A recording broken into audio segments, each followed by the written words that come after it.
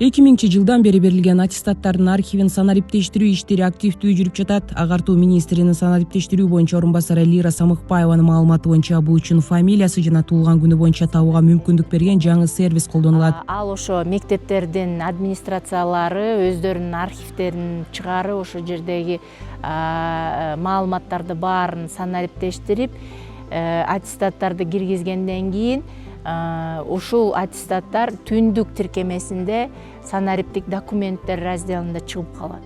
Эми документтин санарип версиясын түндүк тиркемесиндеги санарип документтер бөлүмүнө чыгарууга шарт түзүлдү. Өткөн жылдан тартып бүтүрүүчүлөрдүн маалыматтары мектептер тарабынан күбөлүк электрондук системасына түз киргизилип жатат.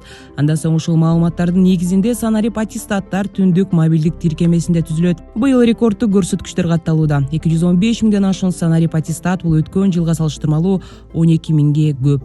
Алардын ичинен болжол менен 135 миңи 9-класстын, 80 миңден ашыгы 11-класстын бүтүрүүчүлөрүнө таандык. Айтмакчы, бул иштер учкун басмаканасы менен тыгыз кызматташтыкта жүрүп, аттестаттарды массалык басып чыгаруу башталган.